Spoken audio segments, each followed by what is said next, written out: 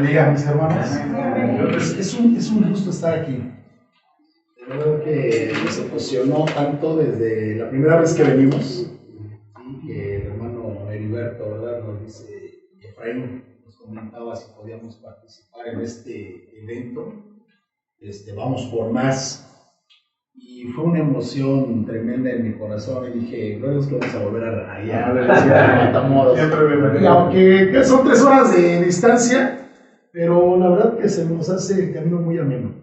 Va uno viendo toda la naturaleza, todo lo que Dios creó y de verdad es hermoso disfrutar todo esto. Yo quiero invitarles a que así como están, hagamos una oración y después continuamos con esta ponencia. Te damos gracias, bendito Dios, en esta hermosa tarde ya. Nos dado oportunidad de estar aquí reunidos. Gracias por la vida de los servidores que se encuentran aquí, Señor. Es una bendición el poder ser útiles en tu obra, bendito Dios. Nos has llamado con un propósito.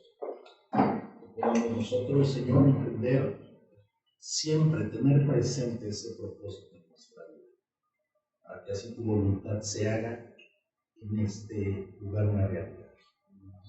En tus manos está mi vida, Señor, que esta plática sea de bendición, de edificación para nuestras vidas. En el nombre de Jesús. Amén. Amén. Amén. Bueno, hermanos, mi nombre es Joel Villa, ya me presento, Efraín, ¿verdad?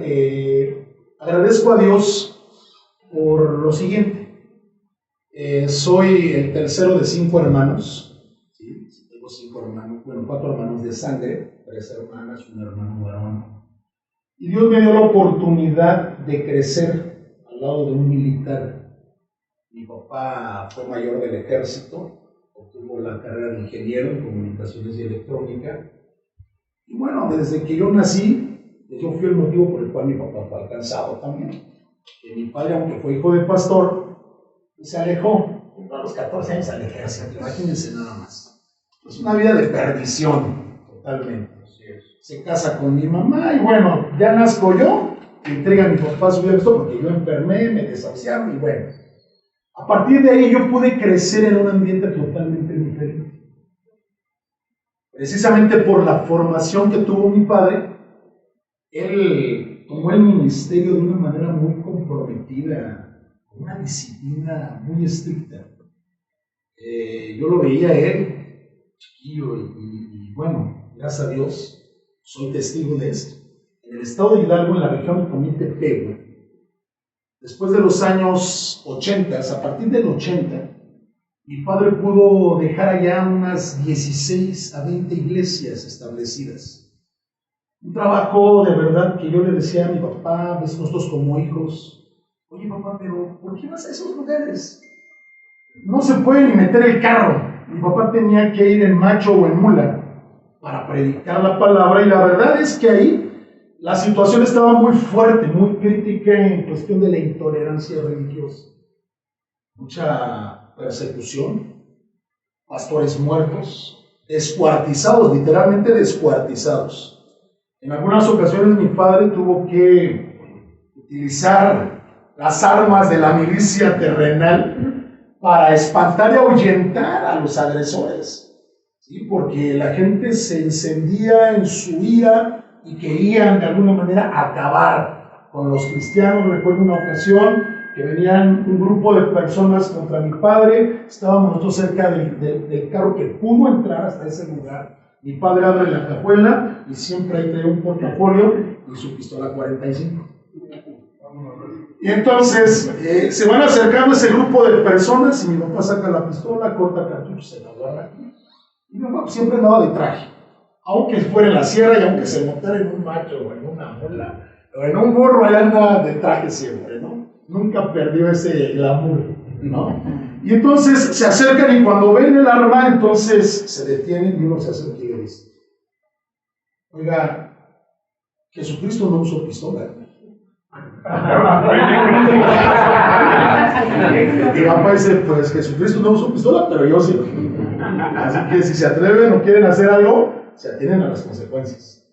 Y gracias a Dios no hubo ningún problema.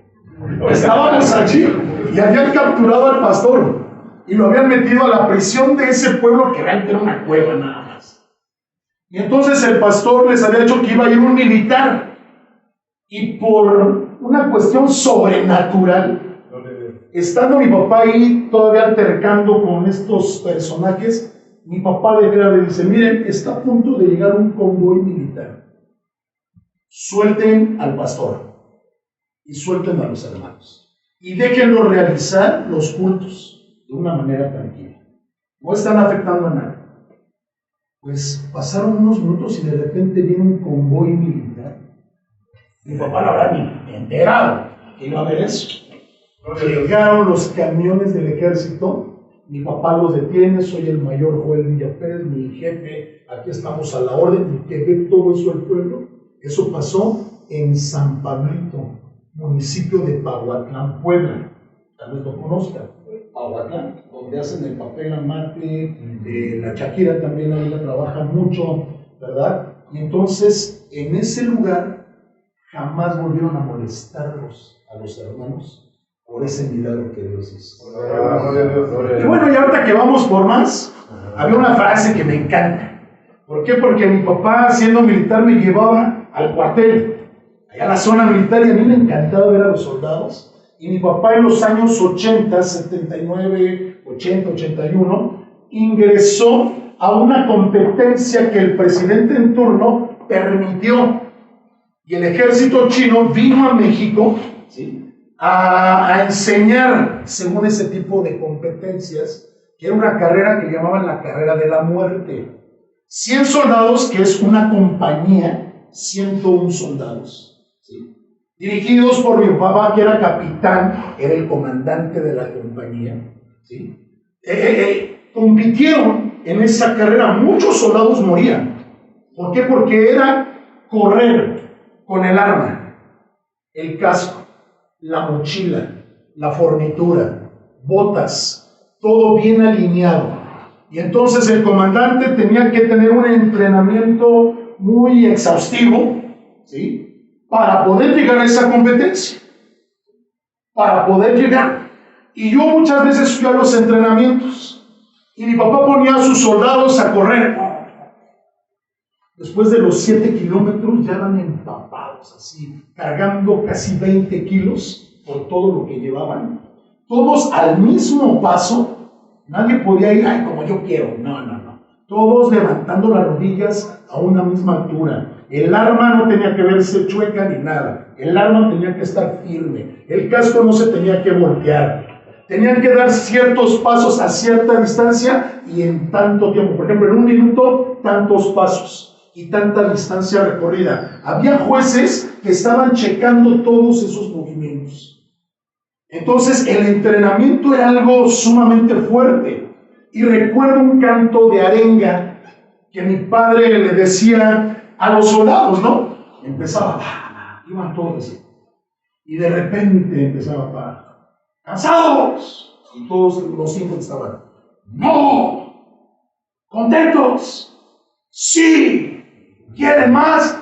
¡Mucho más! ¿Quieren más? ¡Mucho más! 1, 2, 3. No, hombre, y era una situación que se enchinaba la piel así, de escuchar esas voces fuertes de aquellos soldados. Gracias a Dios, mi papá pudo obtener 2 veces el triunfo. Se le murió un soldado en un entrenamiento, pero ¿por qué creen? Por desobediente. Porque en los entrenamientos, los entrenadores y los médicos en cuestión deportiva le habían dicho a mi papá, tenían sus nutriólogos, ¿no? Y decían, todos los que van a competir en la maratón de 10 kilómetros, porque la maratón realmente son 42 kilómetros, pero en esta carrera de 10 kilómetros, tienen que tener una alimentación especial. Entonces, iban al comedor todos los soldados, pero la compañía del maratón, que así le llamaban, tenían una alimentación especial. Pero un soldado desobedece y se va con el grueso de los demás soldados, y ese día les dieron de desayunar chicharrón en salsa verde, con unos frijolitos, un café, y bueno, el soldado comió eso, se apellidaba Peñafort, el soldado. Un hombre como de 1,80, de tez morena, fuerte el hombre, ¿sí? Y se van a entrenar. Pasando los 6-7 kilómetros bajo el rayo del sol, Peñafort cae, se desmaya. Lo llevan los médicos al hospital y determinan, algo pasó en Peñafort. Y empiezan a interrogar. Comió chicharrón, que es difícil de digerir. Él tenía que comer unos huevos tibios con fruta y un cereal con leche y su jugo, nada más. Y comió chicharrón. Según el médico dice, se va a recuperar, pero debe mantener un reposo, ¿sí? Y no puede comer otros alimentos más que los que les vamos a proporcionar aquí en el hospital. ¿Qué creen que hicieron sus amigos? Le llevaron al siguiente día un pollo rostizado. Peñafort se sienta y empieza a comer pollo, broncoaspiró y murió. Estaba muy débil todo su aparato digestivo y murió Peñafort por una desobediencia. Ahora nosotros estamos aquí, gracias a Dios, que nos permite ser servidores. ¿Cuántos se sienten contentos de poder servir? Gloria a Dios. Hay muchos manuales que hablan acerca de liderazgo, de estrategias, ¿verdad? De cómo podemos nosotros liderar grupos, dirigirlos, hacerlos crecer. Pero yo considero que la enseñanza que Jesucristo dejó marcada en su palabra es lo más excelente que debemos adquirir y conocer también. Y yo creo que esto ustedes lo conocen, ¿sí? Porque aquí en Sin Muros creo que hay cursos de todo tipo, ¿sí? Porque sé que su pastor es una persona que se ha preparado de una manera muy ardua, ¿sí? Y ese conocimiento no lo ha guardado, sino que se lo ha impartido a todos sus líderes, sus servidores y también a la congregación.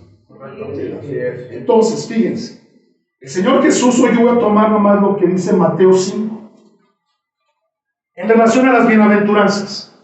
¿Sí? Ahora me digo, ¿por qué no va a hablar de las bienaventuranzas? Pero bueno, ahorita vamos a caminar por ahí. Antes de Mateo 5, en Lucas 14, versículo 25 en adelante, el Señor Jesús lanza una parábola acerca de la edificación de una torre. ¿Sí? Entonces dice, nadie que va a edificar una torre, ¿sí?, empieza sin hacer los cálculos. Tenemos que hacer cálculos. Hace unas semanas un pastor empezó a remodelar su templo y solamente quería remodelar el templete que está arriba, la parte de arriba, la plataforma. Llega el ingeniero y ¡pum!, le dice, quiten pisos, quiten todo, vamos a remodelar todo. Y él se queda diciendo, ¿dónde ves? Yo no lo había planeado.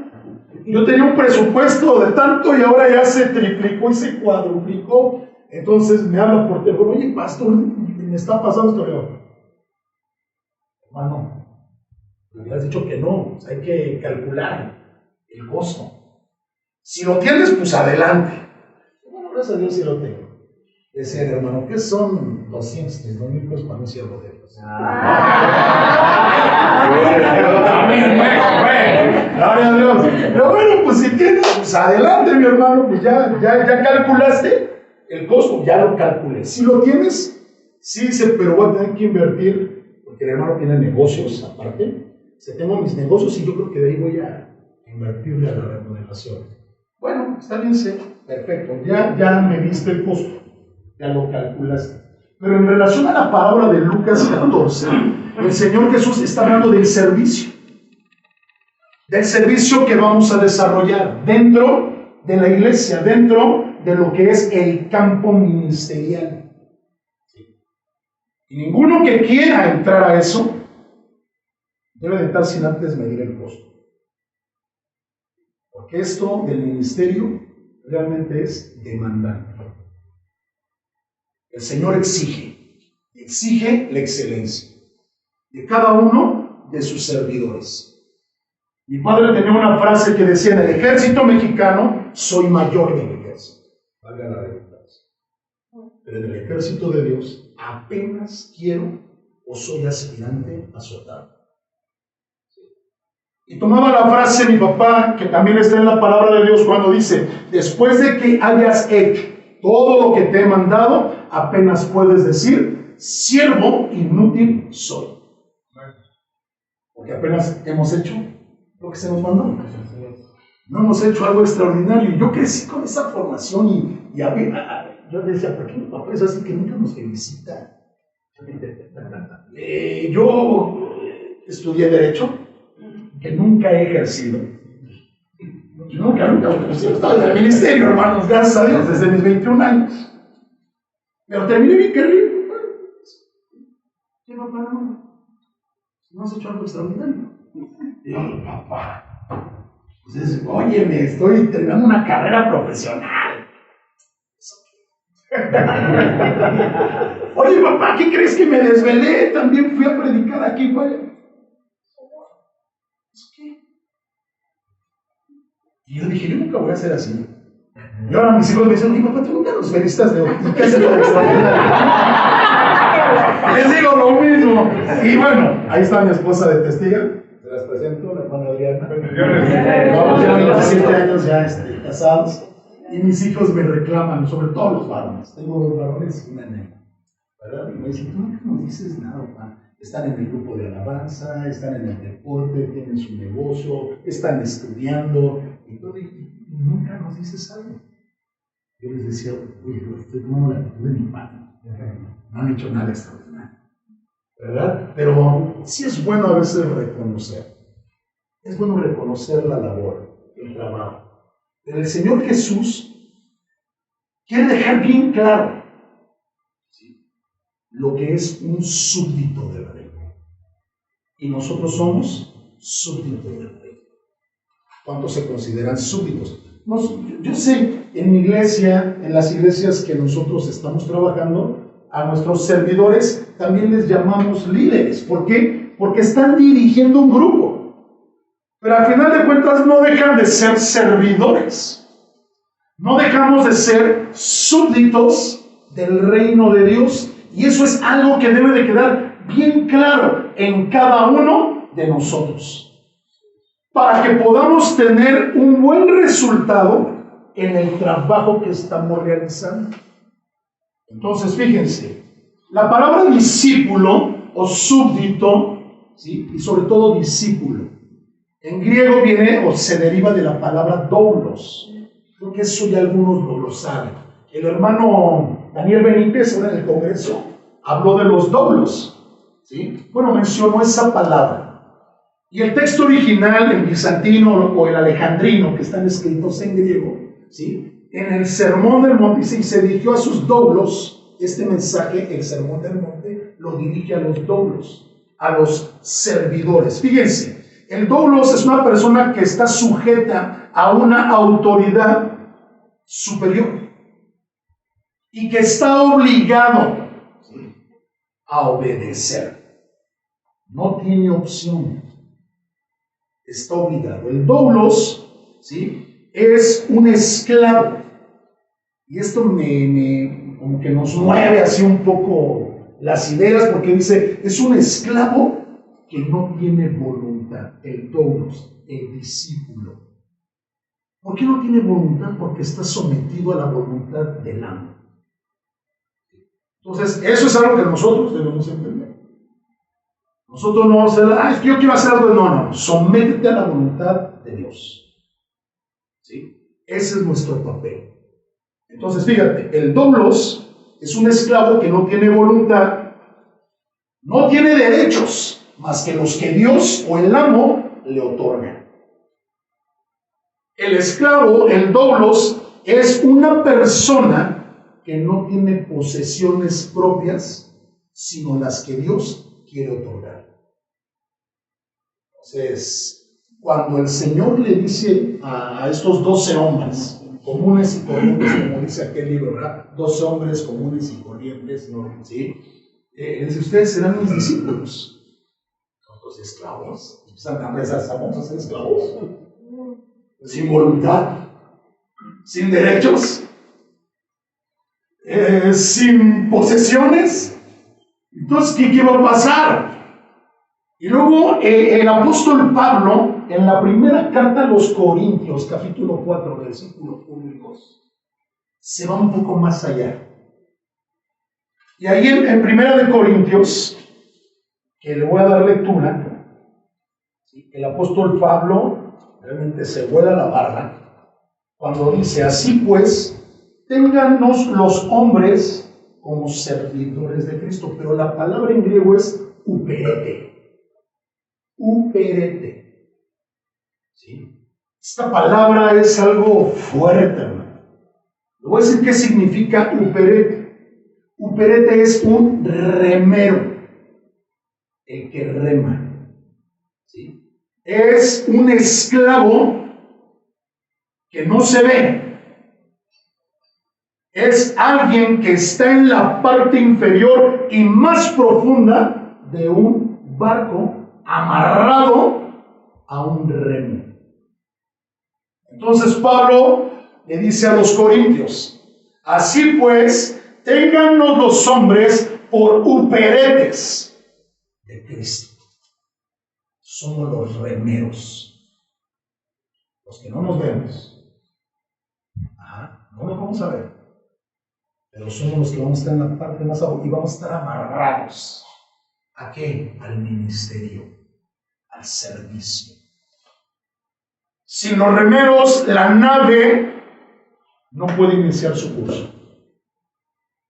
Sin los remeros, la nave pierde el curso, aunque sabemos que el capitán es Cristo. Pero es necesario, por eso el Señor escogió a hombres comunes como nosotros para dirigir e impulsar a todos los creyentes en esta tierra. Me encanta esa figura de remero, y mi papá siempre que hablaba de los superetes, él lloraba, decía: de verdad, que no tenemos elección. Y me decía: tú no tienes elección, tú no tienes voluntad, estás sometido a la voluntad de Dios. Si tú quieres dejar ese remo, estás muerto, estás perdido. Si quieres abandonar el servicio, estás perdido. Aquí se cumple lo que dice el profeta Isaías, cuando tiene ese llamado y esa visión tan hermosa en Isaías 6. Cuando Dios le pregunta: ¿a quién enviaré? ¿Y quién irá por nosotros? Y entonces Isaías dice: heme aquí, envíame a mí. La frase y el sentido de esa palabra heme aquí, Isaías le está diciendo: yo necesito que tú me envíes, porque si no me envías, estoy perdido, estoy muerto. Y esto es algo que debemos valorar.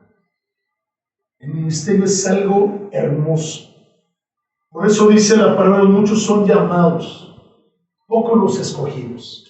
Muchos entran al servicio, pero muchos, y son más los que desertan que los que se mantienen. He tenido servidores en las iglesias y muchos a mitad de año dan marcha atrás porque no ven un resultado, porque ven que la situación se complica, porque ven que las personas son difíciles de convencer, de manejar, y ahí es cuando decimos: pues tú no los vas a convencer, es el Espíritu Santo. Tú haz tu trabajo, tú empiezas a remar y punto. ¿Sí? Entonces fíjate, el remero, los superetes, iban limpio ante las mareas grandes, ante los vientos impetuosos, ¿sí? Las corrientes tan fuertes que ellos mantenían la nave. Si algún uperete decidía no remar, ¿qué creen que le pasaba? Eso de que ponían una tablita en el barco y camínale y abajo los tiburones, ¿no? Eso era lo que le pasaba a los superetes si no querían remar. El capitán le decía: mira, te estoy dando el beneficio de la vida por permitirte remar en mi barco. Y aquí en mi barco, allá abajo donde nadie se ve, vas a tener tu alimento, tus horas de descanso. Pero si no quieres remar, pues te subes a la tablita, mi hermano, y te lanzamos al mar. ¿Cómo ves? Tenía dos opciones. Una, remar o morir. Chicharrón, de cuerpo y cuerpo. ¿No? Entonces, fíjense, cuando el Señor Jesús empieza a expresar este sermón, realmente es algo impactante para la vida de los discípulos. Fíjense, aunque había multitud, si usted se ubica en Mateo 5, a partir del versículo 1, dice que había una gente, pero este sermón no va dirigido a la multitud, va dirigido especialmente a los discípulos, a los doulos, y si podemos irnos más, a los uperetes. Y por eso es que los discípulos empiezan como, Dios mío, nosotros esperábamos otra cosa. Creo que no se nos va a dar. Y luego el apóstol Pablo, ahí en 1 Corintios 4, dice, ahora bien, se requiere, ya no dice uperete, sino se requiere de los administradores. Y en griego, la palabra es oikonomos. ¿Sí? Oikonomos. Y esta palabra quiere decir que es un sirviente que tiene como tarea administrar los bienes del dueño de una casa. Oikonomos no tiene que ver con una administración empresarial. Oikonomos tiene que ver con la servidumbre que sabe utilizar y administrar bien los recursos que tiene el amo en casa. Es un administrador doméstico. ¿Sí? Eso es oikonomos. ¿Sí? Entonces, el Señor declara que sus seguidores o sus discípulos, sus súbditos, tenemos que pensar pues que somos esclavos por amor. Somos los que no nos vamos a ver en muchas ocasiones, porque realmente a veces la gente no nos aplaude, al contrario, nos echan tierra. Te lo digo, yo desde chamaco estuve involucrado en el ministerio. ¿Sí? Y aún a pesar de que llevo más de 20 años pastoreando, de verdad la gente es malagradecida, que sigue señalando, tirando, y a los servidores de la misma manera les hacen la vida imposible. Hay servidores que dicen, no, pastor, yo ya no quiero. Ya estos cuates no obedecen, no se someten, no. Por más que los llamo y no quieren hacer lo que uno les dice, y eso que es por su bien, y los consejeros, y este matrimonio, de verdad, miles de consejos y no aprenden. Y bueno, quieren renunciar. Pero es algo que no tenemos nosotros opción. ¿Cuánto tiempo llevas sirviendo? Si llevas un año, ya está la idea que vas a hacer aquí tu historia. No hay ahí dice, el que pone la mano en el arado y mira atrás. Aquí ya no hay vacaciones cristianas, hermano, yo quiero unas vacaciones ministeriales. Por un año o 2 años. Así podemos irnos a relajar un rato, ¿por qué no? Pero eso de que, hermano, ¿qué le parece si me tomo un año sabatino? ¿Sí? ¿O sabático? ¿Sí? Un goce de sueño y todo. Qué hermoso es ser un pereta de Dios, ¿no? Aquí no hay eso, hermanos. Tuve un primo, o tengo un primo, que era el que abría el templo cuando estaba en la Ciudad de México, ahora vive en el estado de Veracruz.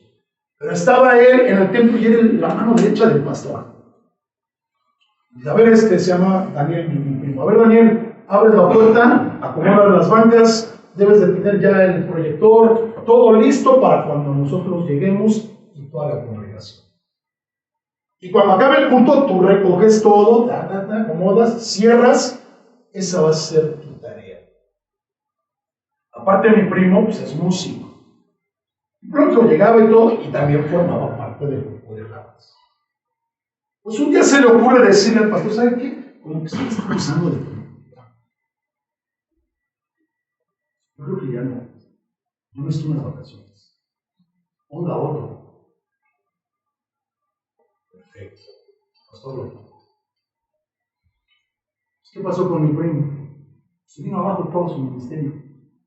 Ya cuando él quiso recuperarlo, el pastor dice, ya no, ya hay alguien que está tomando. Entonces, ¿qué pasa? Nosotros somos necesarios, pero no somos indispensables. No somos indispensables. Así que si alguien piensa renunciar, hágalo de una vez. No está la pastora. Una vez aquí a ver quién va a querer renunciar. Fíjense, el Evangelio de Mateo nos indica acerca de los doulos, ¿sí?, en el tan nombrado Sermón del Monte. El Sermón del Monte abarca capítulos 5, 6 y 7 de Mateo. Ese es el Sermón del Monte. 3 capítulos. También el Evangelio de San Mateo se caracteriza por los grandes discursos que el Señor Jesús pues expresa. Y el más importante de los discursos que el Señor Jesús expresa estando aquí en la tierra es este, el Sermón del Monte. Algunos conocemos como el Sermón de las Bienaventuranzas, pero abarca todavía lo que está en el capítulo 5, después del capítulo 12, hasta el 7. Todo eso abarca el Sermón del Monte. Pero nos vamos a enfocar solamente a la cuestión de las bienaventuranzas. Así que el primer discurso y el más importante que el Señor Jesús lanza es este. ¿Cuál era el propósito? Pues abrirles bien el panorama a sus servidores de cómo iba a estar la situación. El Señor Jesús no les quiere poner ahí todo de color de rosa. Él dice, esta es la realidad de los doulos. Lo que les voy a expresar es la realidad de los uperetes, de los que quieren ser esclavos, súbditos del reino de Dios. Y capta la atención de los 12, ¿no? ¿Se saben el nombre de los 12 discípulos?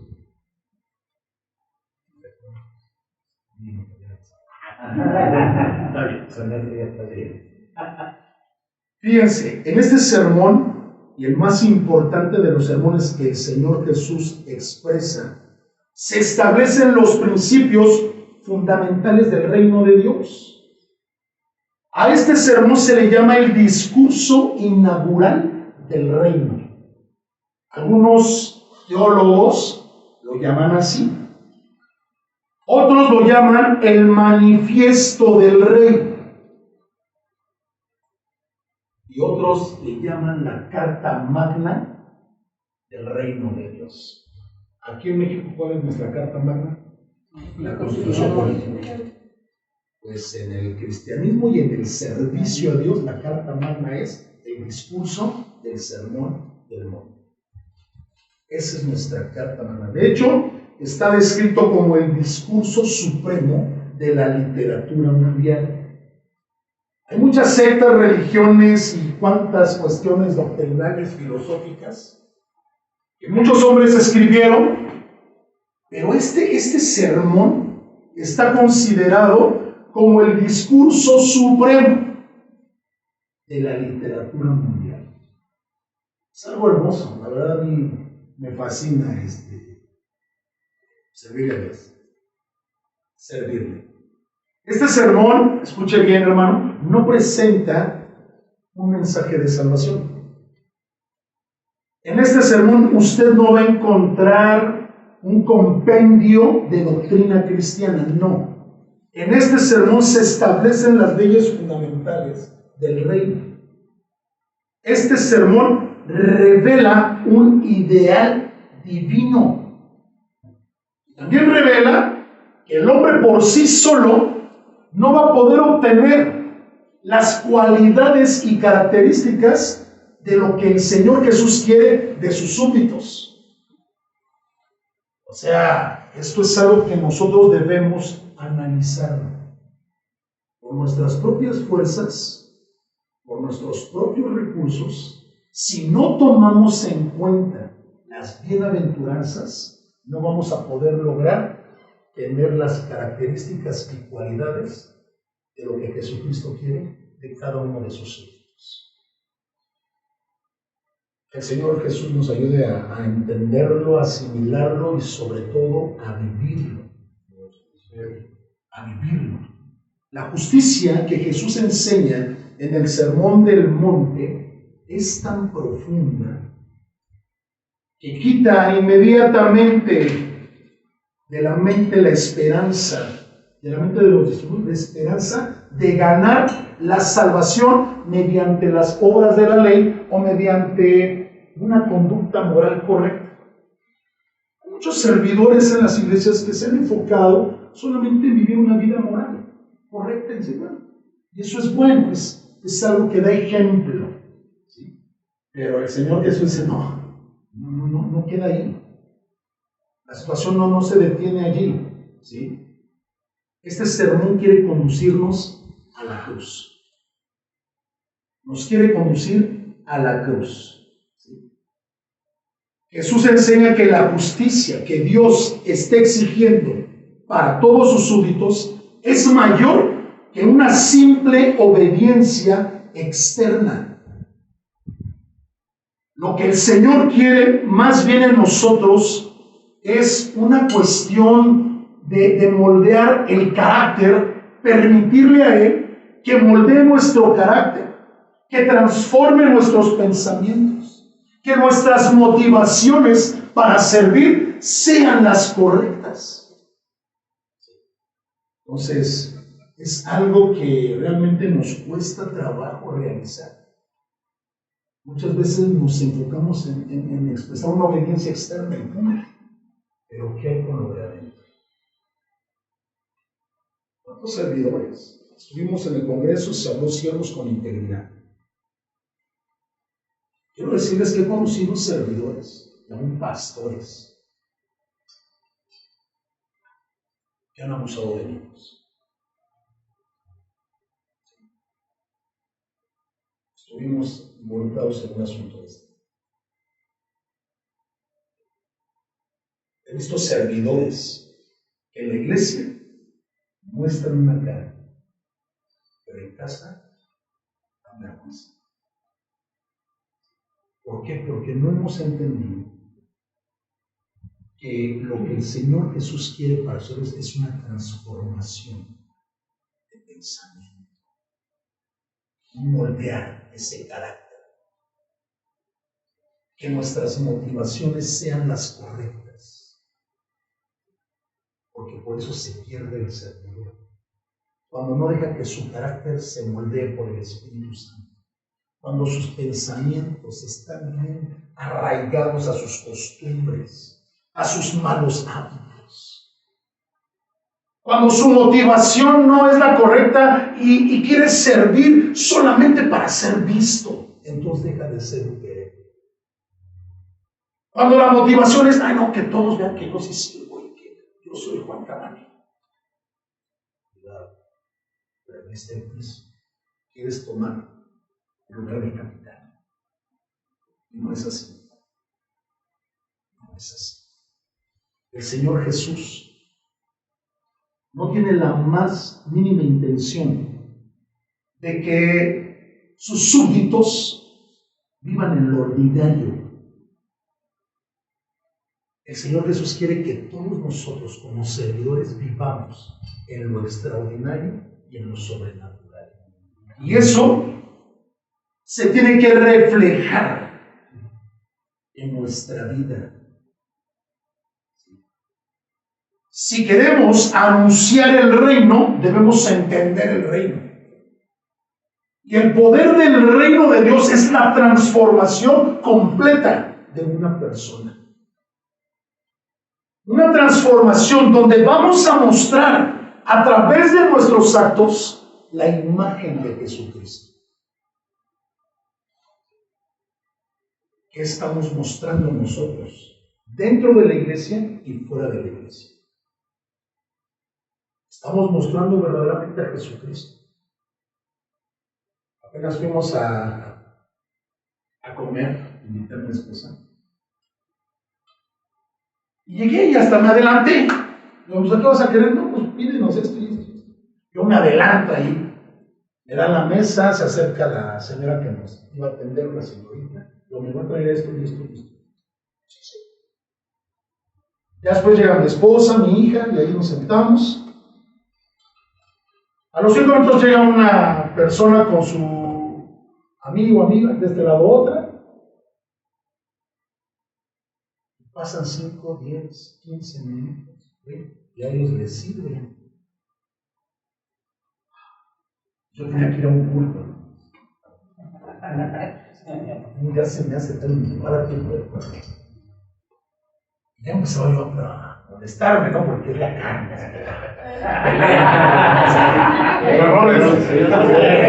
Pateate la mesa. Anécdota de un general que nos invitó a desayunar, llegamos al restaurante. Y para la entrada ya ve que siempre hay un que recibe, ¿no? Y se tardó. Estaba ahí. Pasan 2 minutos. ¿Su nombre?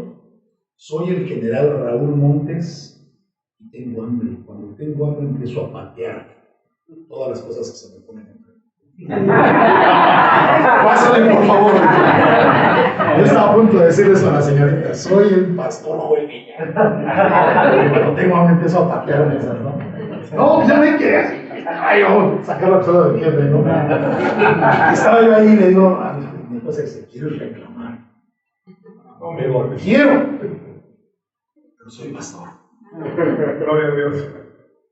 Tengo que mostrar mansedumbre, paciencia, verdad, Señor. Y esa vez le dije a la señorita, oye, señorita, te voy a decir algo. ¿Por qué me comiste después? Llegué primero. Te di mi orden, ¿sí? Y atiendes primero a otras personas. ¿Qué pasó, señorita? ¿Qué pasó? Decían, nos vemos chachaditos. No, señor, discúlpeme, de verdad, ¿qué cree que lo que usted pidió? Pues no lo teníamos todavía al momento y se tuvieron que esperar a que llegaran las cosas. Le has dicho para pedir otra cosa, ¿no? Pero bueno. Pero lo que el Señor quiere es un cambio de carácter. Cambio de pensamiento. De verdad, yo un testimonio, hermanos. Tenemos 2 horas, ¿no? Sí. Misericordia. Iba yo, fui allá, en el 2008 teníamos por ahí un negocio de trailers. Y yo tenía que ir a hacer unos depósitos. De repente voy con mi hijo mayor y el Daniel y el Joel. Al grande le digo chico y al otro le digo gallo. No, que era bien gallito mi hijo acá. El gallo, ¿no? ¿Cómo se llama Daniel? Pues todos le dicen gallo, ¿no? Ya vino aquí el gallo. Entonces íbamos ahí y entré a un Coppel porque mi chofer tenía su tarjeta de Coppel. Yo entro ahí al Coppel y mi hijo Gabriel andaba jugando en los pasillos. De repente Gabriel mueve un stand y del otro lado, sin querer, había una niña y se cae uno de los objetos que están ahí y le cae a la niña, pero yo nada más así vi que algo sonó y yo volteé así y Gabriel salió corriendo. Pero pues Gabriel ni en cuenta, la verdad no lo hizo a propósito. Yo fui, hice el depósito, voy regresando y una señora se acerca a mí y me dice, señor, buenas tardes. Buenas tardes, señora. ¿Es usted el papá de este niño? Y me señala a Gabriel. Digo, sí, señora. ¡Pum! Que me pone una cachetada, hermano. Pero señora, ¿qué le pasa? Viejo, hijo de quién sabe qué, me empezó a decir el güey que lo puso. Sentía un deseo. A mí me duele un cachetadón.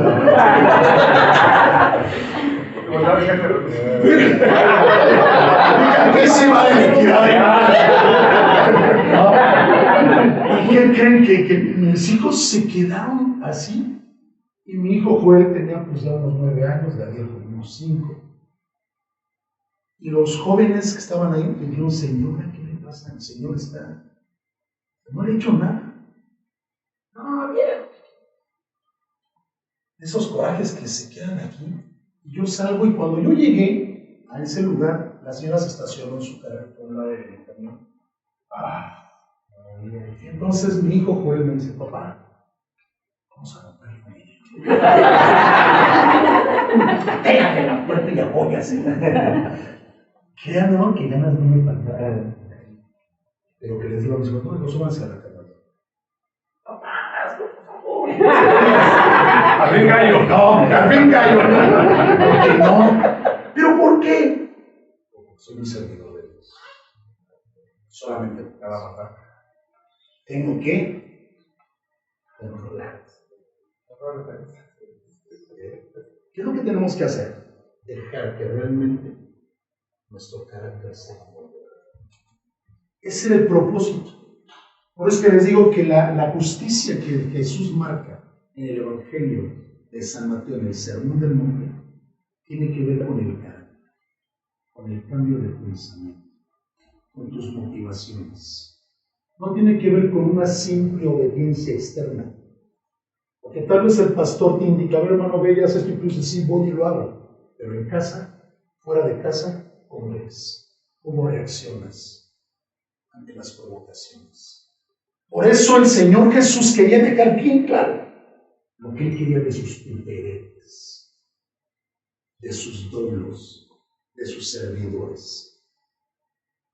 Ser un perete significa iniciar una nueva vida, con nuevos hábitos de conducta. El Sermón del Monte fue expresado para que los súbditos guíen a otros creyentes en este viaje terrenal que tenemos hacia la vida eterna. Nada más y nada menos que esa es nuestra labor, guiar a los demás a la vida eterna. Le digo, Señor, qué responsabilidad. Está el pastor y están sus superhéroes, los que no saben. Pero la navegación o la tripulación no puede avanzar si nosotros no damos el primer remazo. Está el pastor que también va dirigiendo, que es la cabeza de la iglesia también. Es el que Dios le da la visión. Los superhéroes no están para decirle, oiga, su visión creo que no es la correcta. Hay muchos hermanos que me han dicho eso. Creo que usted tiene astigmatismo, tiene miopía, ¿no? Su visión como que no está muy clara. A ver, Dios puso un pastor. En el Antiguo Testamento es el servidor del campo, que cuida las ovejas. También es un servidor que trabaja en el campo. Pero Dios pone en él el sentir de Dios en la vida del pastor. Los superentes que hacemos, también el pastor es un superente de Cristo. Pero en la iglesia, pues los superentes también son los servidores. Y son los que van a decir, adelante pastor, usted nos lo indica. Entonces, como en las Olimpiadas, ¿no? De canotaje. El pastor, adelante, empezamos a remar. Y todos empezamos. Esa es la labor del superente. ¿Sí? Entonces, nosotros tenemos que guiar a los creyentes de la comunidad sin muros en este viaje terrenal a la vida eterna. Y eso va a costar. Porque el enemigo cree que se va a quedar de brazos cruzados. El enemigo te va a poner tantas trampas. Y sabe con qué estás batallando. No, hermano renojón, ahorita no va a poner a alguien que sea peronía, que le saque de quicio. Y el hermano, ya pues sacó de fama.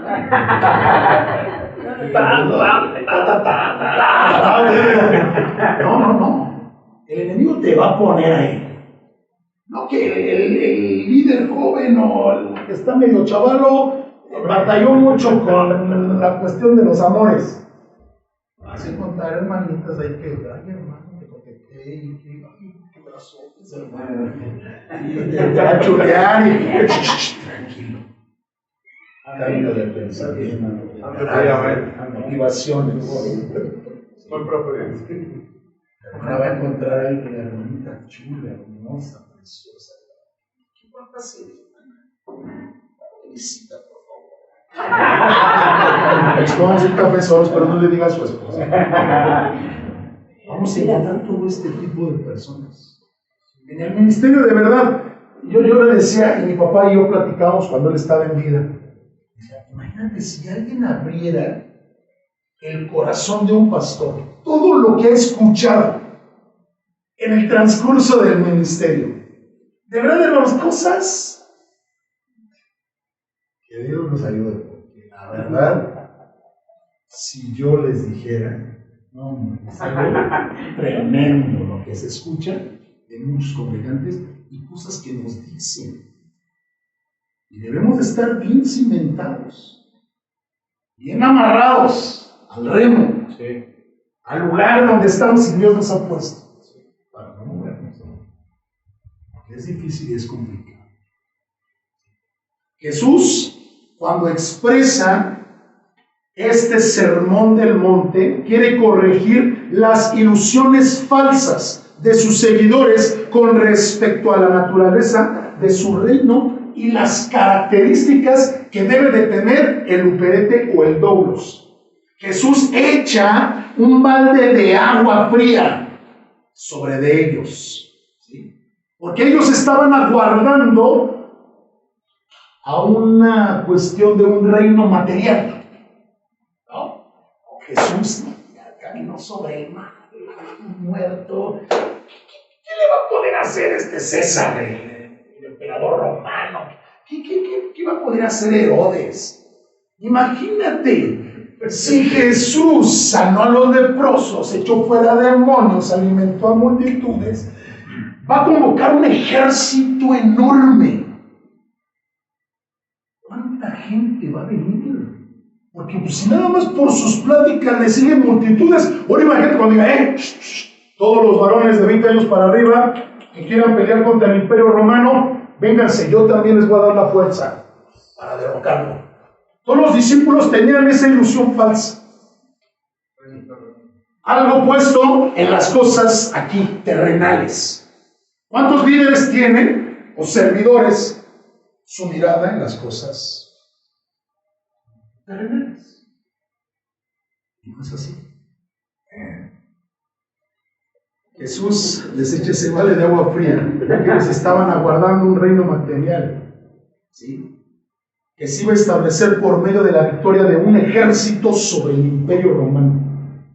Ellos pensaban que iban a ser exaltados por encima de todos los pueblos y que el ejército judío o israelita iba a ser un ejército temible y que ellos iban a imponer las reglas y que iban a decir de qué forma se iba a gobernar. Y ya Pedro estaba diciendo, yo voy a ser el consejero de Jesús. Y Judas dijo, yo el tesorero. Yo estaba en la tesorería, ¿no? Y Juan dijo, bueno, pues si quieren ponerme en el DIF y yo ayudo a los pobres. Pero yo quiero ese cargo. ¿Sí? Tal vez Simón el celote sea a mí, pónganme como general del ejército. Porque tengo prácticas acá prácticas de armas y todo, ¿no? Pero el Señor dice, no es eso. Les echo un balde de agua, ¿saben qué? Eso no es lo que yo vine a hacer. Ay, gloria a Dios. En contraste con esa idea de los discípulos, Cristo señala las bienaventuranzas.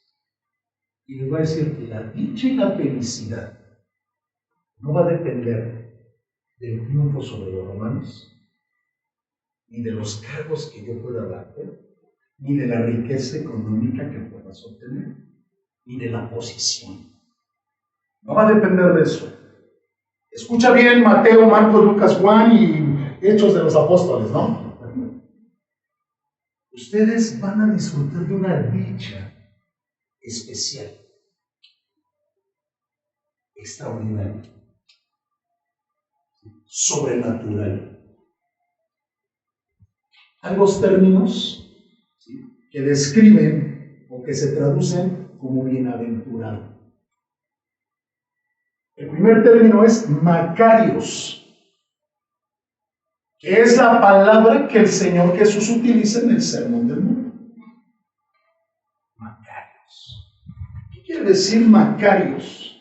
Macarios se refiere a una condición interna, ¿sí?, que provoca una dicha hermosa que brota del alma, resultado de tener a Cristo en el corazón.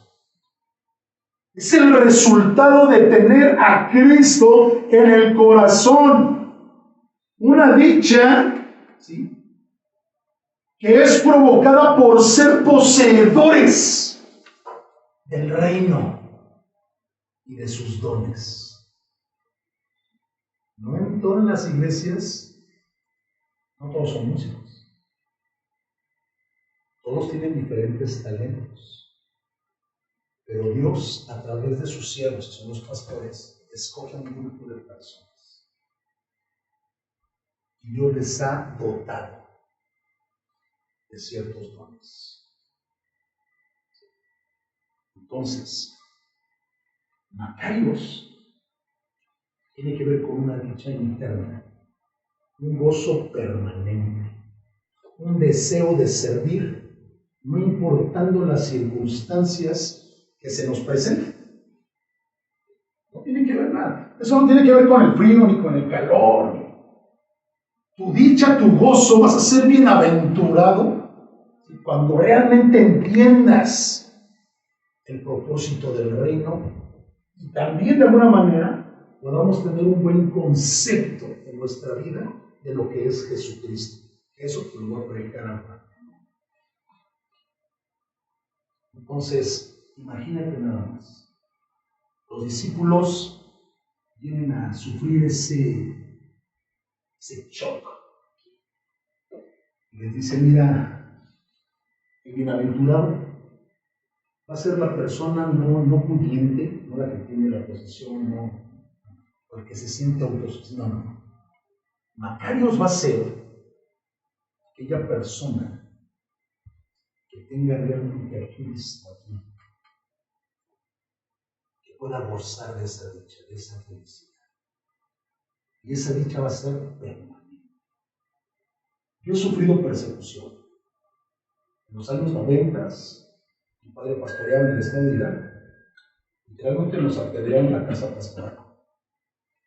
Tuvieron que llegar hermanos con sus trailers y rodear la casa porque querían matarnos. En los años 80 fuimos a predicar a un lugar que se llama San Nicolás, en el municipio de Tenango de Doria, en la región otomí de Perú. Mi papá llevó las tiendas de campaña, nos quedamos ahí en las tiendas de campaña, era una nada más para 8 personas. Literalmente nos apedrearon la casa en la madrugada, querían corrernos, ¿sí?, por llevar el evangelio a sus lugares. Entonces es algo fuerte, ¿sí? Pero yo vi que mi papá nunca perdió la dicha ni el gozo. Él hasta se ponía contento, ya no pierdas, de modo, pues vamos a seguirle. Y nosotros así, papá, ¿qué tal si nos matan? No se preocupe, no va a pasar nada. Pero a veces los servidores no hemos entendido lo que es Macarios. Y viene otra frase, otra palabra, ¿sí?, que es eulogemenos. Eulogémenos. Esta es una bienaventuranza que se obtiene por las cosas que se adquieren. ¿Cuántos se ponen contentos cuando se compran un carro? Cuando te compras tu primer carro, eso es eulogémenos. Una dicha que viene por, ya me compré mi casa, no. Me saqué la lotería, no. Bueno, esa frase también del joven que quería sacarse la lotería, ¿no? Pues ponte a orar, hermano, usted dice, me saqué la lotería. Si me saco la lotería, te doy el 10%. Pues es lo menos que puedes hacer, ¿no? Pero pues no, Dios no le responde. Y le sube, no, que te voy a dar el 20, que te voy a dar el 30. Total, que ya dice, Señor, bueno, está bien, te doy el 90% y yo me quedo con el 10%. Se saca la lotería. Y el joven dice, ¿sabes qué, Dios? Ahora no te doy nada por ambicioso.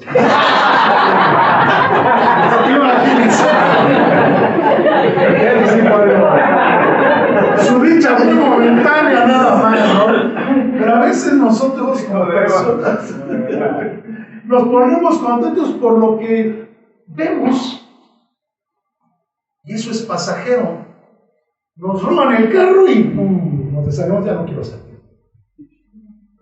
Todo se pone en contra. Perdí esto, me sacaron del trabajo. Porque cuando más oro y quiero servir, más problemas veo. Lógico. Porque tu dicha, de acuerdo a lo que es el reino de Dios, no va a depender de las cosas materiales ni de lo que pasa aquí, o de lo que puedas perder. Tu gozo, tu dicha y tu anhelo por servir tiene que brotar de aquí. Tiene que ser algo que es Macarios, que brota de la alma, por el conocimiento que tienes de Jesucristo. Nada más por eso. ¿Sí? Y eso te lleva a tener una conducta como uperete. Y entonces, ¿el uperete era rico o pobre? ¿Cómo creen que era el uperete? Ser un pobre, un esclavo. ¿Y cómo empieza la primera bienaventuranza? Si la tienen ahí en Mateo 5, bienaventurados ¿quiénes? Los pobres. El uperete es pobre. Pero la pobreza que está marcando Mateo no es una pobreza material. Es una pobreza que tiene que ver con nuestra propia persona. El uperete realmente tiene que pensar que necesita urgentemente todos los días, de la presencia de Dios. Cada día tienes que necesitarlo, tener hambre. Ese es el pobre de espíritu. El que dice, Señor, no me basta, yo necesito más de ti, así como un Moisés que decía, Señor, yo quiero verte cara a cara, muéstrame tu gloria, yo quiero que tú vayas conmigo todos los días para que pueda dirigir este pueblo. Ese es el pobre de espíritu. No, ¿qué quieres? No, yo ya me la sé de todas, yo ya no tengo que orar. ¿Para qué leer la Biblia? No. ¿Cuántos libros de la Biblia es eso? 66. Cuando tú ya pierdes el anhelo de orar, cuando pierdes el anhelo de aprender más de la palabra, cuando el servicio que estás realizando dices, lo empiezo a tomar así con una sensación de que, ay, no voy, déjame mirarlo al pastor y le digo que ya no pude llegar. Y sí pudiste haber llegado, pero no. ¿Por qué? Porque tu carne, porque no has entendido que eres un remero y que si dejas de hacerlo te vas a morir y va a llegar otro y va a tomar tu lugar. Por eso no descuidemos lo que estamos realizando dentro de la obra de Dios. Nada de pretextos. El pobre de espíritu es el que anhela, así como Isaías se los dije, yo lo necesito. No le estoy haciendo un favor a la iglesia, no le estoy haciendo un favor al pastor, me estoy haciendo un favor a mí mismo para mantenerme con vida en esta tierra. Para que algún día yo pueda llegar a la gloria. Y pueda escuchar del Padre diciéndome, bien, buen siervo y fiel, bien, buen siervo, uperete, fiel. En lo poco has sido fiel, en lo mucho te voy a poner. ¿Cuántos servidores? Decía papá, tenemos servidores que empiezan como caballitos veloces en una carrera y a mitad de carrera van como jamelos, todos cansados. Pero, ¿ya? Es que no puedo, pastor. Todos los tales días yo tengo que estar allí. ¿Por qué a mí me toca predicar? ¿Por qué me toca ir allá a tal lugar ahora por los enfermos? Hazlo. Recuerda que no le haces un favor a nadie, te lo estás haciendo. Ese es el pobre de espíritu. Y es lo que el Señor quiere que entiendan sus discípulos. ¿Sí? ¿Y saben qué iglesia de Apocalipsis es la que muestra que se siente totalmente poderosa y que no necesita de Dios? La iglesia de Laodicea. Yo soy rico. No tengo necesidad. ¿Has escuchado algunos años? Yo no tengo necesidad de que me estén partiendo. Yo no tengo necesidad de estar reflejando. Yo no tengo necesidad de estarle diciendo que perdón y que perdón y que no quiere perdonar. Yo no tengo la necesidad, de verdad. No, sí la tenemos. El Señor Jesús le habla a la iglesia de Laodicea de una manera bien fuerte. Y dice, ¿no sabes que tú eres un desventurado, miserable, pobre, ciego, desnudo? Por tanto, te aconsejo que de mí compres oro refinado en fuego. No que tus ojos con colibrio, date cuenta, que observes bien, que mires bien. Te voy a vestir con vestiduras que realmente valen. Hay un contexto, un trasfondo hermoso en esa iglesia. ¿Por qué el Señor les habla todas estas cosas? Pero la iglesia de la Odisea es la que muestra esa actitud de no pobreza. ¿Sí? Posteriormente, el Señor Jesús le dice a los discípulos, miren, están esperando un general, un capitán que dijo, no, ustedes van a ser dichosos, entiéndanlo bien mis discípulos, mis superhéroes, cuando lloren.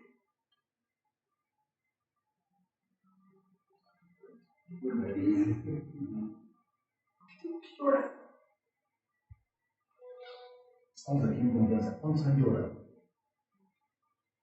Cuestión de años.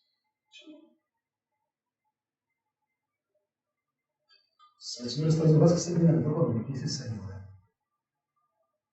El Humberto yo creo que lloraba ahí, en el rematado, en lo oscuro. Imagínate ese cuadro. Con las esposas aquí en la cama, no llorabas. ¿Por qué estoy aquí? Aqueloso. El Humberto lloraba. El cielo, el esclavo está llorando, derramando lágrimas. ¿Sí? El Humberete del Señor, su motivo del llanto, en este pasaje, tal vez el Señor no lo explica de una manera amplia, pero es muy probable que el Humberete, en este versículo, cuando el Señor expresa, bienaventurados los que lloran, está hablando de que el Humberete reconoce su indignidad y que le están dando una oportunidad.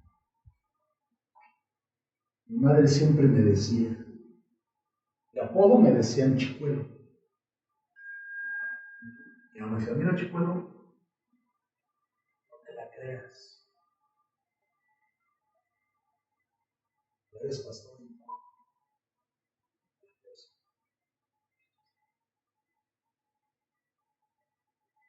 Si hay algo que podemos hacer es por la gracia de Dios. Realmente el Humberete se va a sentir bien. Y por eso va a lograr el trabajo que se está haciendo. Y no lo va a menospreciar. Yo no sé tú en qué área seas líder o servidor. ¿Me puedes decir? ¿En qué estás sirviendo? ¿En vigilancia? Cocinadores.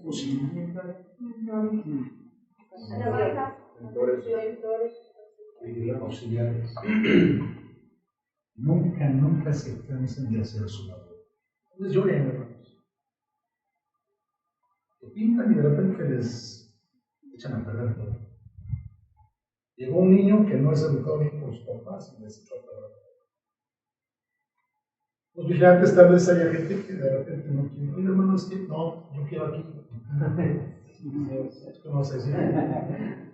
Allá en Texcoco literal, tú me sugieres y si me metaron a golpes a uno de los sugieres. Pues sí, el joven estaba en el templo besándose con su novia, ¿no? Está bien que haya amor.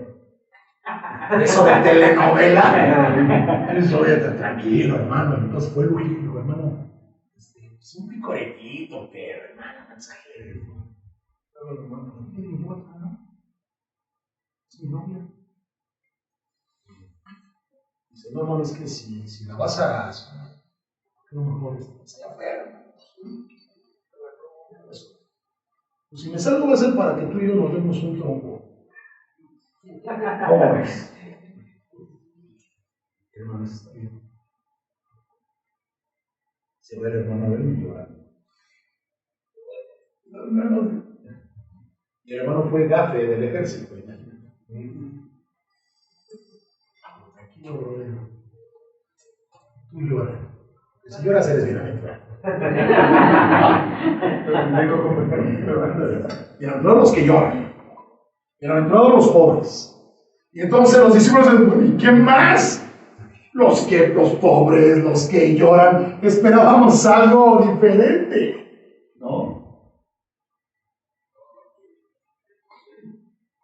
Luego dices, mira, ¿quieres tener una dicha Macarios en tu corazón? Tienes que ser manso. Fíjate que esa señora que la tengo ni te golpea. Que tiene una cachetada. A ver, es difícil. La mansedumbre, ¿sí? En castellano, aquí en este pasaje, ¿sí? El término manso corresponde a un animal dócil que se somete al control humano. Pero la traducción, los mansos, se refiere a los humildes de corazón. Esa es la traducción más exacta. Cuando dice los mansos, se refiere a los humildes de corazón. Esto se refiere a que el UPDT debe de tener, ¿sí?, un espíritu suave, apacible, que no reacciona mal ante una provocación, que tiene que tener dominio. Contar hasta 10. Tal vez hasta 1000. 1,000,000 y no se me quita el coraje. No sigo sintiendo ganas de golpear. Ese es el manso, el que tiene un espíritu suave, apacible y que no reacciona de una manera agresiva ante las ofensas y provocaciones de los demás. Si te atraviesa alguien en la carretera, te estás señalando groserías con las manos, ¿no? Disculpa, pero le digo una grosería cristiana. No existen esas, ¿no? O como dijo el padrecito, el Cantinflas, ¿no? Pues digo una grosería, no, yo las pienso, dice. No, tampoco las piensa, pero sí. El manso es aquel que, mira, como Marta, ¿no? Dios te bendiga a ti también, ¿no? Pero a veces en casa, ¿cómo somos? Los hombres llegan a cierta edad que se vuelven bien tranquilos. Y son servidores. Antropáuticos. Bueno, en la semana no hay problema que están en la antropausia, no hay problema. Tenemos que amarlas. Cuando las comprendas, amarlas. Pero tenemos que ser mansos, aún en nuestro hogar. ¿Cómo reaccionan ustedes, hermanas? Ante un gasto que tal vez digas, oye, ¿para qué me das que se me gaste? No le digas, gracias Dios. Que Dios lo bendiga. ¿Por qué no tenemos un espíritu suave, apacible? ¿Por qué no reaccionamos con mansedumbre ante una provocación? Y a veces ni te provoca. Aunque a veces sí también sabemos que hay servidores que son cuchillitos de palo.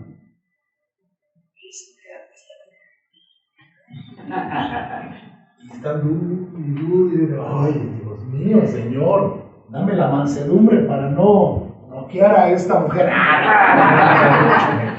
No noquearla. Tenemos que tener un espíritu suave, apacible. Entonces, fíjate, le dice el Señor Jesús a sus discípulos, a ver, un peretés. Llegaba el capitán del barco y ¿cómo creen que trataban a los superetes? Les aventaban la comida, órale, coman ahí este pan, órale, hijo, hasta perros, órale, coman. Entonces, y yo les quedaba, qué mala onda, ¿qué nos aventamos? Usted sea mansito, no reacciones agresivas. Porque mira, si no te suben a la tabla, te vienen a animar, sushi. Debes ser manso, no te quieras poner. Tranquilo, porque le estás sirviendo a alguien especial, que es Jesucristo. Y tú le dices, Señor, mira, van a recibir provocaciones Pedro, Andrés, Jacobo, Juan, Felipe, Tomás, Alfeo, Tadeo. Simón el celote, Judas Iscariote, recuerdo que ustedes van a recibir provocaciones. No sean mansos. Su gozo no se va a acabar por las provocaciones, ni por la persecución, ni porque te arrastren en la ciudad, ni te apedreen, ni te encarcelen. Tu gozo va a seguir allí, aunque estés encarcelado como Pablo y Silas, que cantaban ahí con el cepo y los grilletes y todo, y Señor, te alabamos. Y ahí en la cárcel. Ese fue su gozo, ¿por qué? Porque tuvieron esa mansedumbre. Hoy en día, el mundo tiene el concepto de que el hombre manso es débil. Ese es el concepto. Que no tiene firmeza de carácter. ¿No han escuchado que dicen, no, es de carácter fuerte? Y que se enoja y grite, patalea. No, eso no es de carácter fuerte. El carácter fuerte es el que tiene control de sus impulsos. ¿Cuántos tienen control? ¿Algunos hermanos? A ver, vamos a dar una cachetada. ¡Claro! Una cachetada que estás a ver si se aguanta. Bueno, fíjense que en los partidos de fútbol de iglesias no han tenido pleitos. Pastores que faulean a sus hijos y se meten, órale, de ahí golpean al otro, al contrincante, y ya al rato expulsados todos. Y yo he estado en encuentros deportivos de entre iglesias donde salen de pleito, se agarran a patadas. Digo, Señor, es que yo soy de carácter fuerte. Todos son iglesias católicas, Iglesias católicas remonas. No. El mundo tiene ese concepto de que el hombre manso es tímido, débil, sin firmeza de carácter. En cambio, el perete, el punto de vista de Jesús, el manso es aquel que tiene dominio propio, tiene la fortaleza para mantener su espíritu en calma, suave. Aún en su hogar, los futuros matrimonios actúan siempre por mansedumbre. Y los matrimonios que ya están establecidos somos servidores. La gente nos está observando. ¿Cómo reaccionamos? ¿Es mansito? Otra. Los que tienen hambre y sed de justicia. Los que tienen hambre y sed de justicia. Fíjense que aquí son los que tienen hambre y sed de justicia. El Señor está diciendo a sus suplentes: estos son los que tienen o los que anhelan ver el triunfo de Dios sobre la injusticia que se está viviendo hoy en día en todo el mundo. ¿Cuántos anhelan ver el triunfo de Dios? ¿Qué pasó en las Olimpiadas? ¿Quién vio la perdón? Yo no la vi. Pero ¿quién vio la inauguración de los Juegos Olímpicos? ¿Qué se hizo ahí? Se burlaron en la cena. ¿Eso es justo o es injusto? Es injusticia. El boxeador que se hizo pasar por mujer y noqueó a los 45 segundos a la otra mujer. ¿Es cosa injusta o justa? Entonces los que lloran, los que tienen hambre y sed de justicia son los que quieren ver triunfar la justicia de Dios sobre la injusticia que se está moviendo en este mundo. Es injusto todo lo que está pasando. Promover la depravación y la destrucción de las familias de acuerdo al plan divino. Es injusto que levanten la voz los de LG, quién sabe qué, y que a nosotros, los que queremos seguir manteniendo el orden, nos digan: cállate, no hables, estás mal, no ofendas, no discrimines. Pero ellos sí pueden echarle toda la tierra que quieran a los principios divinos. Ellos sí pueden atentar contra el orden de Dios y de la propia naturaleza del hombre. Y a ellos les aplauden. Servidores, ¿qué tenemos que hacer? Desde nuestra trinchera, que es la iglesia, el lugar donde estamos, debemos clamar. Y a toda esa gente que asiste, a todos esos que se acercan por una necesidad, ¿sí?, hacerles ver lo que es de Dios, el orden de Dios, cómo debe de vivir un matrimonio, una familia, cuál debe ser la conducta del joven, de la señorita, del adolescente, del niño, cuál debe ser tu conducta en tu trabajo, en tu escuela, en tus negocios, cómo debes de conducirte. ¿Cómo debes de reaccionar ante las adversidades, ante las provocaciones? Esa es nuestra tarea. Clamar a Dios para que la justicia del cielo y del reino sea conocida y prevalezca sobre la injusticia diabólica, que es lo que está ahorita de alguna manera bien fuerte en esta tierra. El Señor ya le estaba diciendo a los discípulos, van a enfrentar cosas bien terribles. Desde el tiempo antiguo, Sodoma, Gomorra, la homosexualidad, la depravación, la lujuria, ¿sí?, todos aquellos pecados sexuales, el abuso a los niños, ayuntarse con los animales, todo eso ya se daba desde el libro de Levítico, por eso se establecieron las leyes.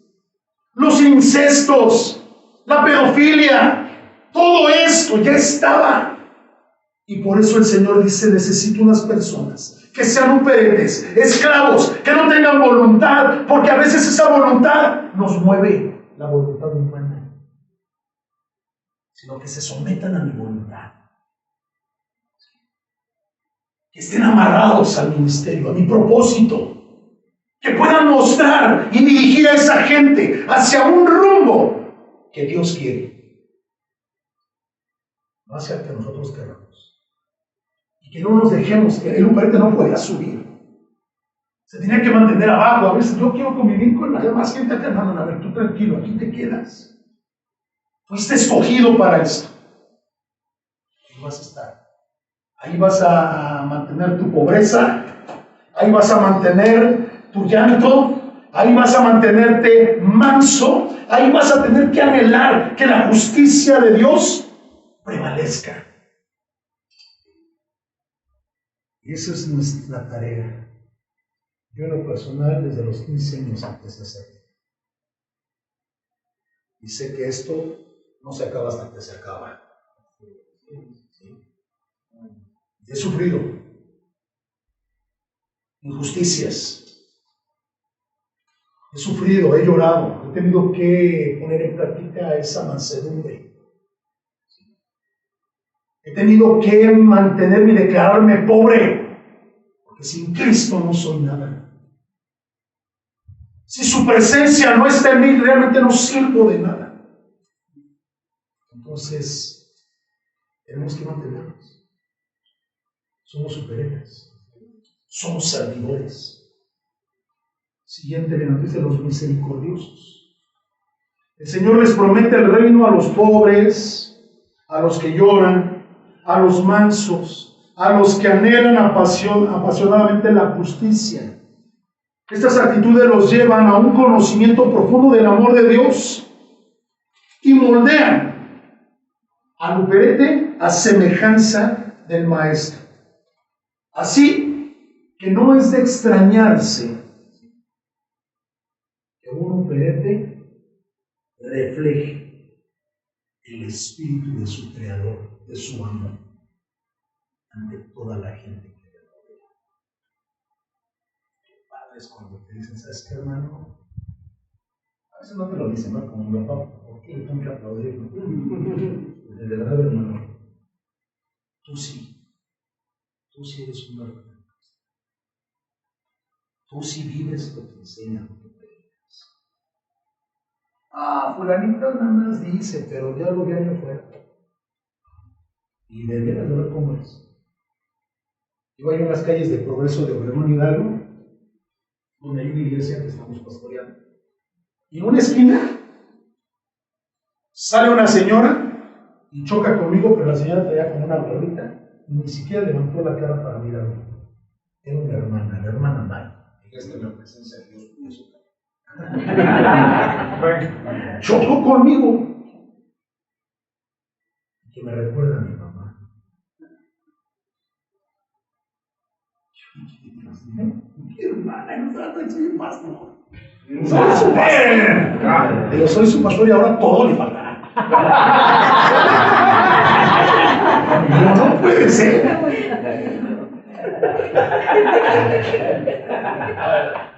Yo soy su pastor. Entonces, no puede ser posible. Ni siquiera tuvo la delicadeza de levantar. Ay, yo soy pastor. Yo digo, Dios le bendiga a usted también, ¿no? ¿Por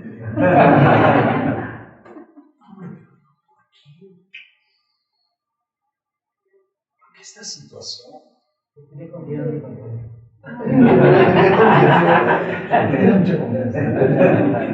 Pero el misericordioso tiene que reflejar en todas sus acciones y ese amor hacia el prójimo, hacia sus semejantes. Perdonar a los que nos hacen injusticias, esto sí es fuerte. No. Quiero contarles algo, hermanos. Como familia nosotros sufrimos algo muy fuerte. Una persona nos agredió de una manera terrible. Esa agresión ameritaba prisión para esa persona.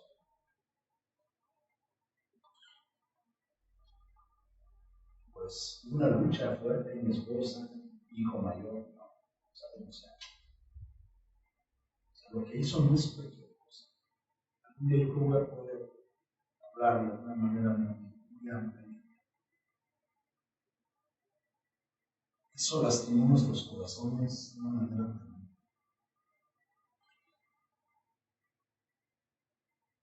Pero ya hablando con mi esposa, con mis hijos, mi hijo Gabriel,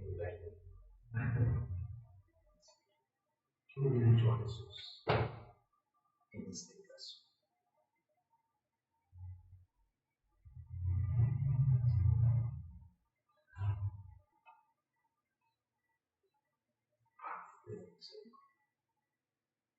Aún con las injusticias.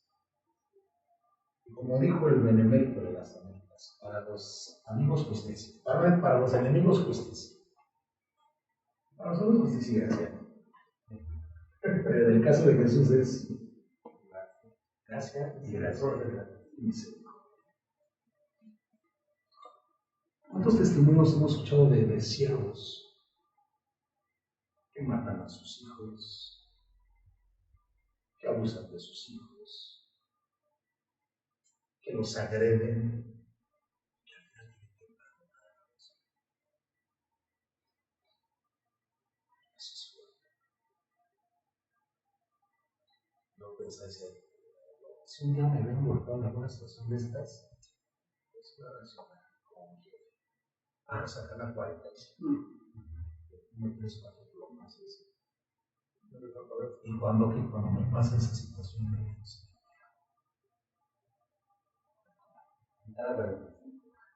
guarda el 45 y mejor utiliza el Salmo 45.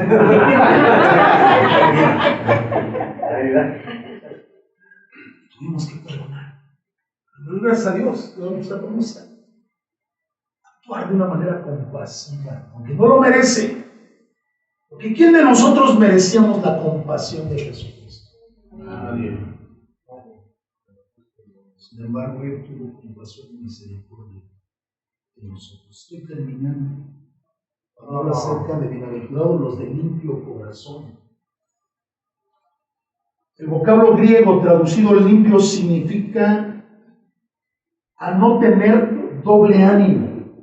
La pureza tiene que ver con la limpieza. Y algo que se mantiene puro es algo original, que no sufre alteración.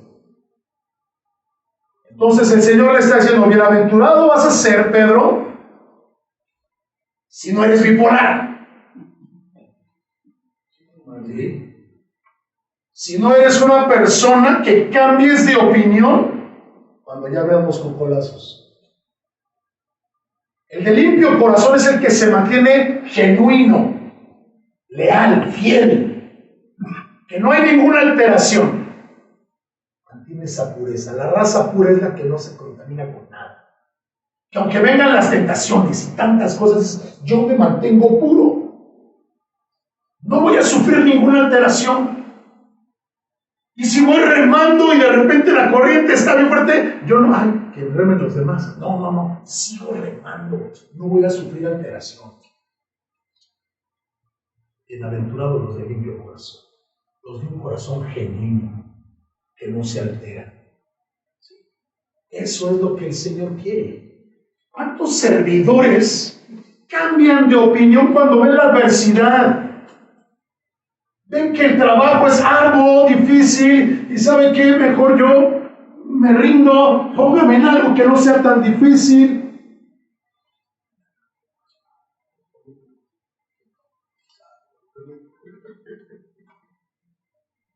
Aquí nosotros, como los fusileros parquesos o los de la maratón, cansados no, contentos, si quieren más, mucho más.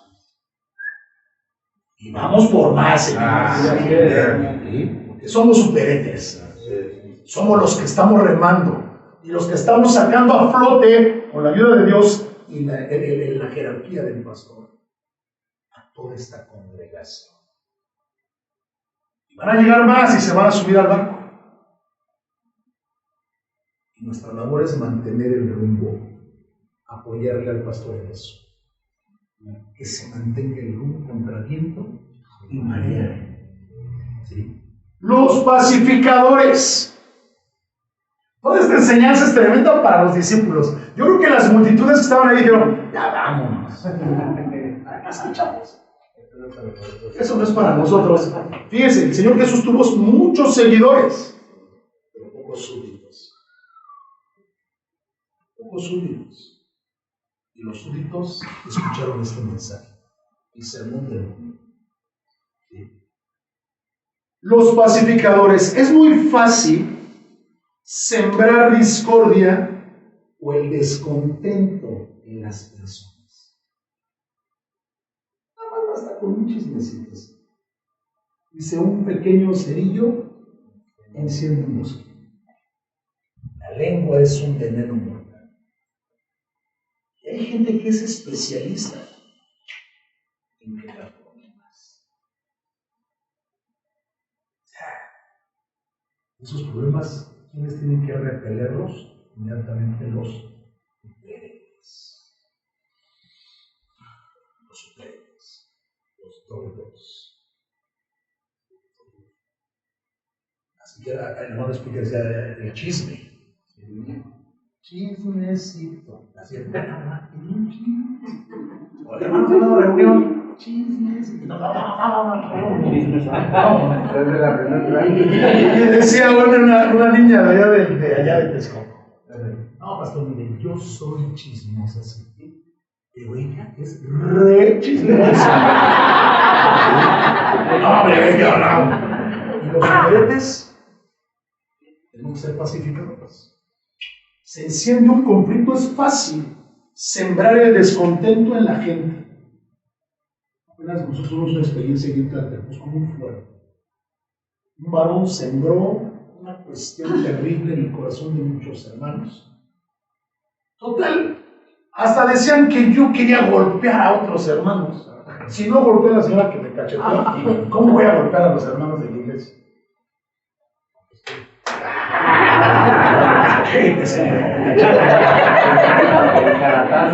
No, dije, no, señor, yo sé que soy un arma mortal, pero no puedo usar estas armas.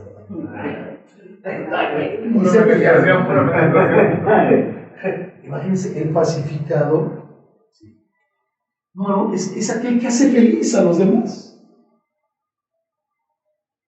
¿A cuántos has hecho feliz? Para empezar, en tu casa, ¿haces feliz a tu familia? O soy de los aquellos que, ya llegó el papá, no, ya se rompió la armonía. Se acabó la paz. Llega la persona y todos. Vámonos. Se suspende el asado. ¿No? Ya es que llegó el problemático, ¿no? Y aunque el servidor,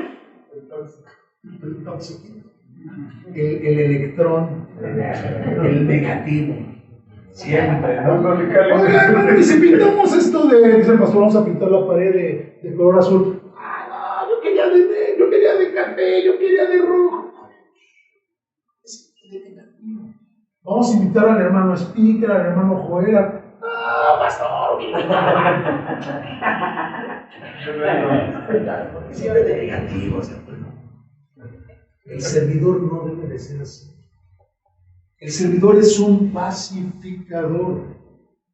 Cristo nos enseña a no ser contenciosos, sino embajadores de la reconciliación.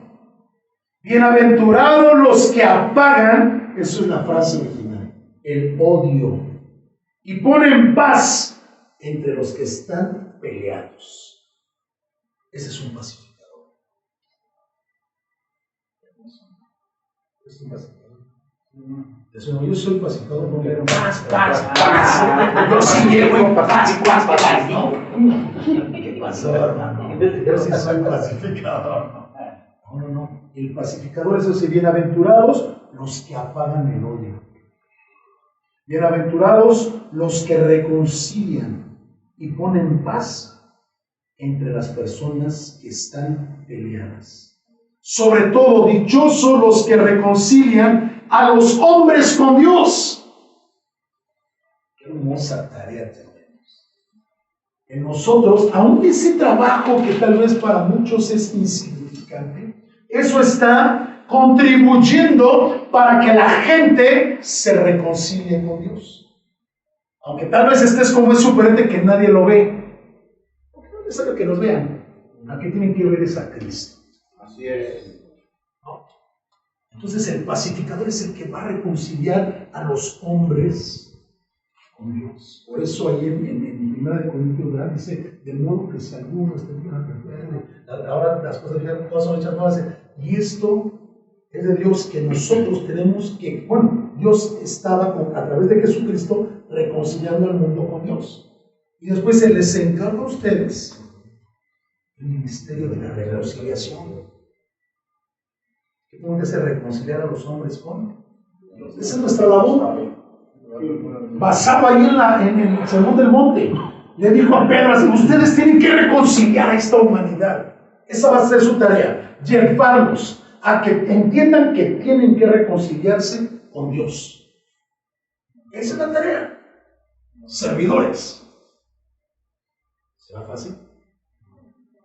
No es fácil, hermanos. No es fácil. ¿Sí? Entonces, hay que pedirle al Señor que nos ayude. ¿Sí? Para esto de ser pacificador, necesitamos tener una relación profunda con Dios. Porque no podemos llevar a alguien a que se reconcilie con Dios si nosotros no estamos bien reconciliados. Entonces, nosotros somos los principales que debemos estar en paz y reconciliados con nuestro Dios. Y por último, dice los que padecen persecución por causa de la injusticia. Hay personas que gozan de popularidad y adoptan conductas, ¿sí?, que no son correctas. Pero fíjense que el mundo vitupera, rechaza a los que queremos hacer lo correcto, a los que promovemos lo bueno. Y ahí empieza el vituperio, el rechazo. Y quiere hacer que no, hasta persecución empezamos a tener. Tú le dices a tu amigo, tu compadre llega a la tienda de compadres. ¿Saben lo que significa compadre? Alcahuete. ¿No? Mi compadrito, véngase mi compadrito. ¿No? Bueno, según eso decía mi abuelo, ¿no? ¿Qué somos no somos compadres, no soy alcahuete. Así me decía. Comadrita, ¿no?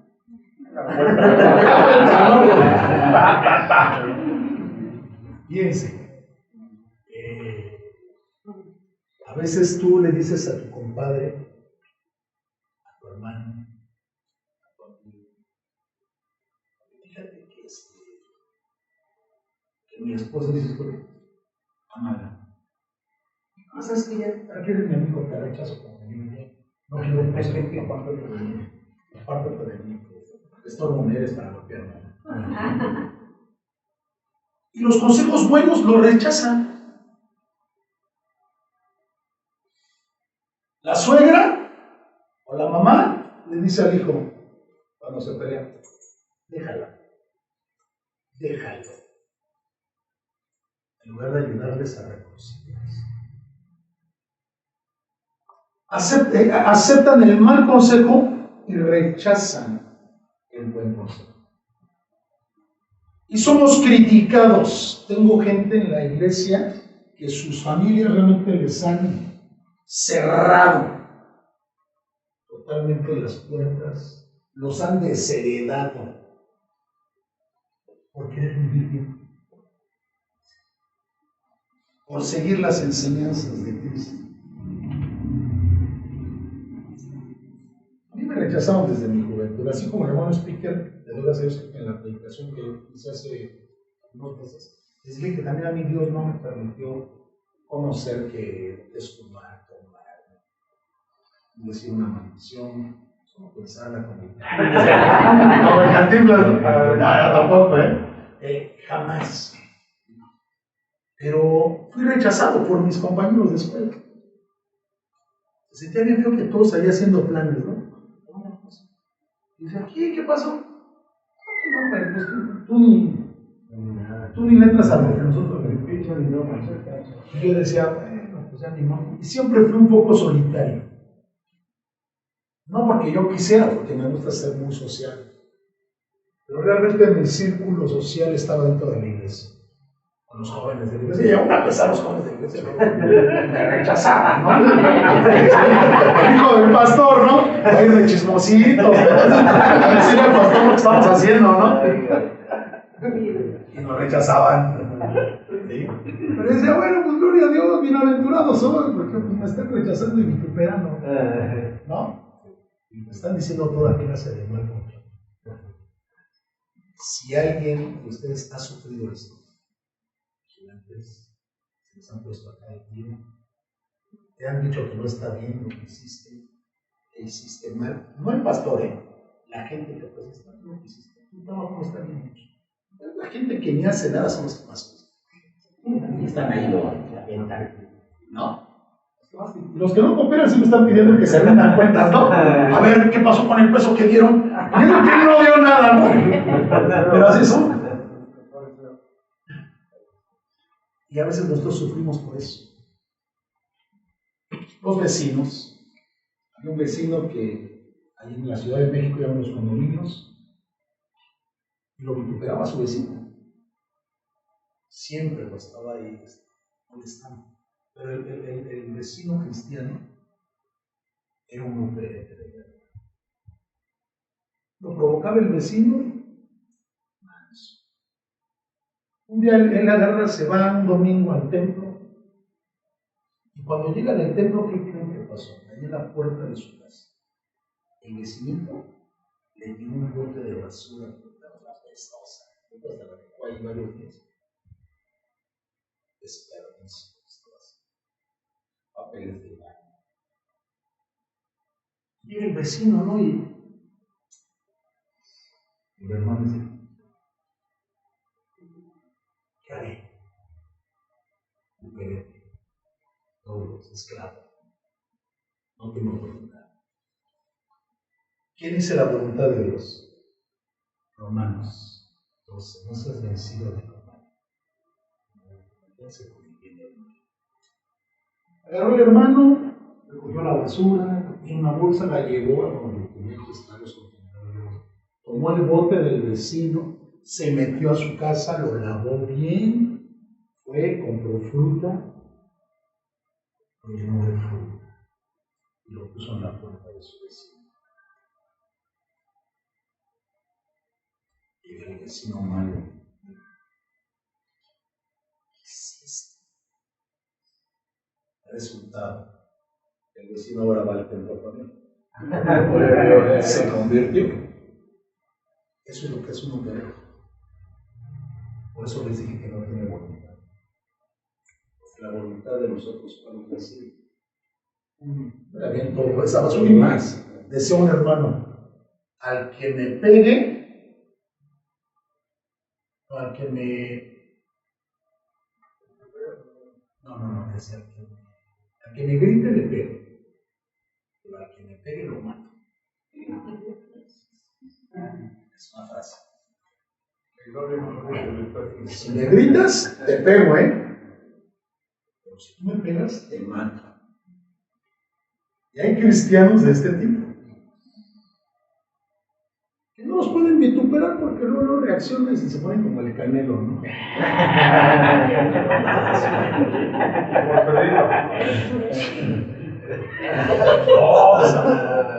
Como Pedro, recuerda la con samurái, ¿no? Los charcos y todo. Así luego reaccionamos. Con un vituperio, con una palabra ofensiva que te diga, no te sientes dichoso. Te dicen aleluya y tú, gózate, hermano. Si te dicen aleluya, si te dicen aleluya, a ver, salta para atrás. ¿Dónde está el salta para atrás? ¿No? Si no, así lo dicen los salta para atrás. Hay que gozarnos. Realmente estas cualidades debiéramos de tenerlas presentes todos los días. El Señor Jesús les da, empieza, fíjate, su sermón con estos aspectos, diciéndole a sus discípulos: Macarios serán mis doblos, mis superhéroes, cuando tengan todo esto. Cuando sean pobres, cuando lloren, cuando sean mansos, cuando perdonen, misericordiosos, pacificadores, cuando los maltraten. Ese es el propósito de todos los servidores. ¿Para qué? Para que busquemos a través de eso la imagen de Cristo. Si Cristo, siendo el capitán, cuánto padeció, a veces nosotros ya desayunamos porque en el culto que me tocaba yo le nos vinieron dos.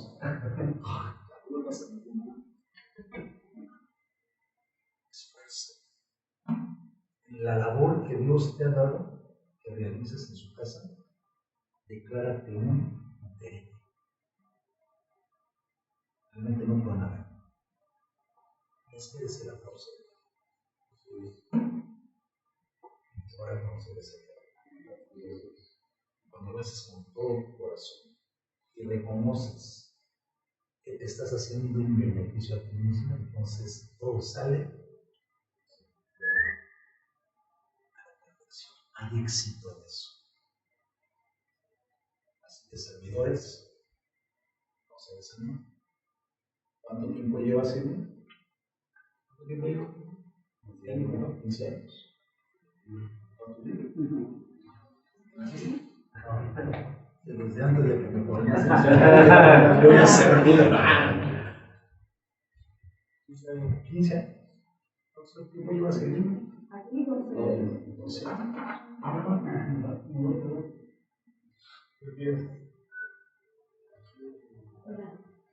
¿Quién sabe más tiempo de servicio aquí? 5. 3 años. 10.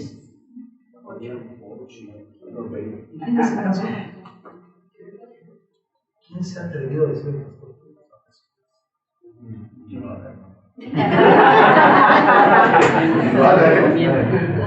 haga con alegría su trabajo. Recuerde que es un remedio. Nunca se le olvide esa palabra. Soy un remedio. Que no sé. Pero gracias a la oportunidad que Dios me da, esta iglesia va por más. ¿Cansados? No, contentos. ¿Quieren más? ¿No? Vamos a hablar.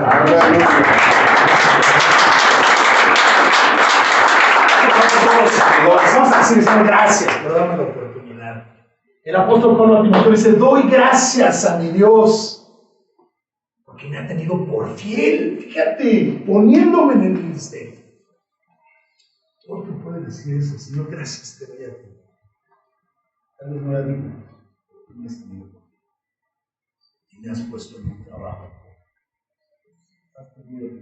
Así, cierra tus ojos. En esta hora, bendito Dios. Queremos más nosotros. No nos conformamos. Hoy nos declaramos servidores, esclavos, doulos, uperetes tuyos, Señor. Estamos conscientes de lo que representa esto. La tarea, la labor no será fácil, el camino no será fácil, Señor. Tenemos que luchar contra nuestra propia carne, nuestros propios anhelos. Va a haber oposición de la gente, críticas, señalamientos, calumnias, palabras de desánimo. Pero yo te agradezco, Señor, que nos has dado la oportunidad de poder ser instrumentos en tu obra. Y sabemos, reconocemos que no estamos haciendo un beneficio, porque tú, Señor, con nosotros y sin nosotros, tú eres Dios y tu obra, Señor, avanza. Pero agradecemos porque has puesto tus ojos en nosotros y nos das la oportunidad de poder servirte, Señor. Tal vez pintando, vigilando, cocinando, Señor. Pero te agradezco porque has puesto tus ojos y nos has dado estos talentos. Somos poseedores de tu reino, de tu presencia, de tus dones, de tus talentos, Señor, de los ministerios. Gracias, Señor. Gracias, no tenemos con qué pagar poco. Ayúdanos a no renunciar, porque si renunciamos estamos perdidos. Ciertamente nuestra vida no es nada si no somos útiles en tu obra. Si dejamos de hacer el trabajo, estamos propensos a morir. Que nos aferremos a ese servicio, a ese ministerio, con el propósito de agradarte solamente a ti, Señor. Que sirvamos por gratitud, que sirvamos por amor, que seamos esos superhéroes que tú quieres. Ayúdanos, Señor, a continuar esa labor hasta el día en que tú vengas por tu pueblo. Cuando muramos, Señor, hasta ese día permítenos trabajar para ti. Gracias por estar conectados con nosotros. Gracias por seguir a Comunidad Cristiana Sin Muros. No te olvides de suscribirte, de darle a la campanita y de seguirnos en las redes sociales. Espero seamos de bendición a tu vida y que continúes con nosotros. El Señor te bendiga.